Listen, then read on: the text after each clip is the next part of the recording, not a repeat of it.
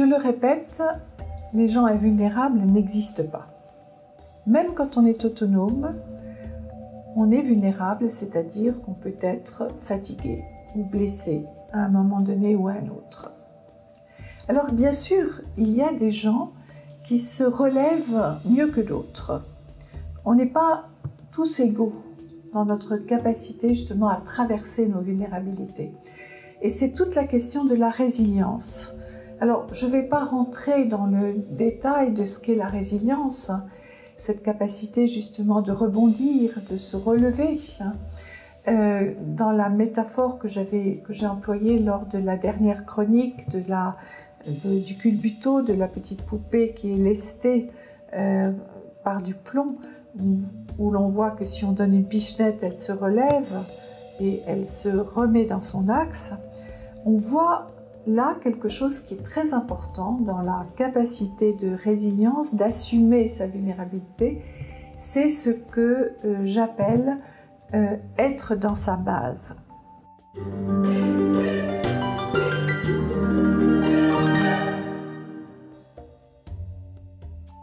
Être dans sa base, c'est une expression que j'emploie beaucoup dans mes séminaires et qui vient de la tradition japonaise dans laquelle, vous savez, les Japonais pensent que le centre de l'être humain se trouve au niveau du giron. Je l'ai évoqué dans des chroniques précédentes. Le centre vital, ce qu'ils appellent l'océan d'énergie dans notre corps, se trouve là, au niveau sous le nombril. C'est ce qu'on appelle la base. Et d'ailleurs, dans tous les sports martiaux que les Japonais pratiquent, l'énergie part de là. Eh bien, si nous avons conscience de cela, si nous avons conscience que notre énergie se trouve là, eh bien, chaque fois que nous avons cette conscience, mon énergie est là, eh bien, sans nous en apercevoir, finalement, nous construisons notre sécurité de base. Il y a des exercices que l'on peut faire, évidemment, celui, par exemple, de se sentir enraciné, d'avoir les pieds bien ancrés dans le sol, de sentir justement sa base.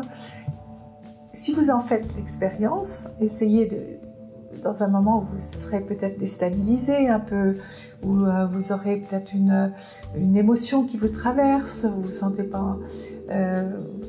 pas en sécurité, essayez de sentir l'ancrage de vos pieds dans le sol et de sentir que votre centre vital est là.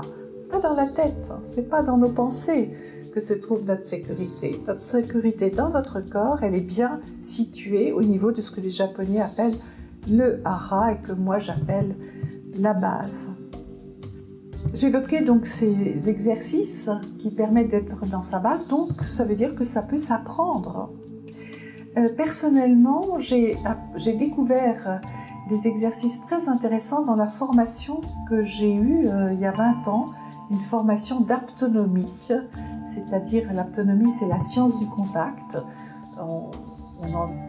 On connaît l'aptonomie en France, surtout autour de l'accompagnement des couples qui attendent un enfant, mais il y a un exercice qui consiste effectivement à sentir se placer au niveau de son hara et d'ouvrir son espace, d'ouvrir sa tente, on pourrait dire, de sentir que l'on peut s'étendre dans l'espace.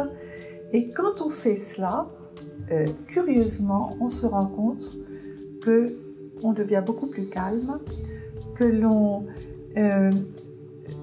le souffle se ralentit, que l'on se sent beaucoup plus en sécurité. C'est un exercice que je fais pratiquer dans mes séminaires et quand nous le faisons tous ensemble et que je demande aux participants de dire comment ils se sentent après l'avoir fait, c'est très simple, hein, c'est un exercice où il s'agit de sentir l'espace autour de soi, ce qu'il y a au-dessus, ce qu'il y a en dessous, ce qu'il y a à gauche, à droite, derrière, devant.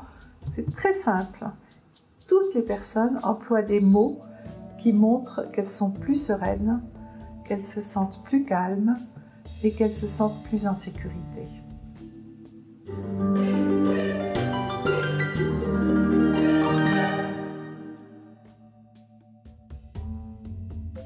Il y a quelque chose qu'il faut comprendre, c'est que, bon, bien sûr, nous sommes tous vulnérables, mais nous pouvons être vulnérables à un endroit et pas à un autre. Ça, c'est intéressant, parce que on a tous un talon d'Achille. Si on vous blesse au niveau de votre talon d'Achille, vous allez vous effondrer. Mais on peut ne pas être vulnérable à un autre endroit, c'est-à-dire qu'on peut avoir des ressources, parce que quand je parlais de ressources internes, des ressources qui montrent que à certains endroits de sa personnalité, de son corps aussi, eh bien, on est beaucoup plus solide, on est beaucoup moins fragile. Donc, il faut savoir faire appel à ces ressources internes. Qu'est-ce que je pourrais donner comme exemple, par exemple? Quelqu'un peut être affectivement très vulnérable. Donc, il sait, c'est son talon d'Achille, il sait qu'on peut le blesser à cet endroit-là. Mais cette personne peut avoir aussi une capacité de raisonnement, une capacité aussi de prendre du recul, d'analyser quelque chose. Si elle se déplace au niveau de cette capacité d'analyse, de prendre du recul, eh bien, on sent qu'elle va justement beaucoup mieux assumer sa vulnérabilité. Dans mes séminaires, quand nous travaillons sur les peurs, c'est quelque chose dont j'ai parlé dans une des premières chroniques, quand nous travaillons sur les peurs, nous essayons d'identifier les peurs, de travailler en termes de prévention, mais toujours on se dit, si ce qui me fait peur arrive, sur quoi puis-je justement m'appuyer pour que ce qui me fait peur ne soit pas une catastrophe. Donc ça, voilà, identifier ces ressources, c'est une première manière d'assumer sa vulnérabilité. Et puis, il y a aussi ce fameux lâcher-prise. On parle beaucoup du lâcher-prise. Eh bien, c'est vrai que quand au fond, ne plus rien faire, lâcher, essayer de ne plus contrôler quelque chose, a des effets qui sont souvent surprenants. Il y a une expression que les gens emploient souvent, ils me disent quand j'ai un problème que j'arrive pas à résoudre, eh bien, je m'assois dessus. Et puis, curieusement, il finit par se résoudre. Alors, je ne suis pas en train de faire l'apologie de la passivité, mais il y a quelque chose d'assez vrai là-dedans, c'est-à-dire que parfois, eh bien, lâcher, se dire, bah, voilà, je peux plus, je peux pas assumer, je peux pas, je lâche. Et curieusement, arrive un moment où on sent que le problème s'est déplacé. Et puis aussi, il y a une troisième façon justement d'assumer sa vulnérabilité, eh bien, c'est tout simplement de prendre conscience de sa capacité d'auto-soin. Je veux dire, on peut se soigner soi-même. C'est important parce que souvent, des personnes vulnérables peuvent avoir le sentiment qu'il n'y a que les autres qui peuvent aider, que l'on est... Souvent, il y a une forme de victimisation qui n'arrange pas les choses. Se dire, j'ai la capacité de me soigner aussi moi-même.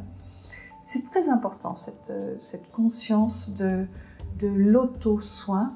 Et je pense que quand on est dans une situation d'aidant, ce qui est important quand on parle de vulnérabilité, eh bien, la fonction de l'aidant, c'est souvent de dire à l'autre, tu sais, tu es capable de traverser ce qui t'arrive, tu es capable de surmonter ce problème parce que, justement, tu as en toi la capacité de te soigner toi-même.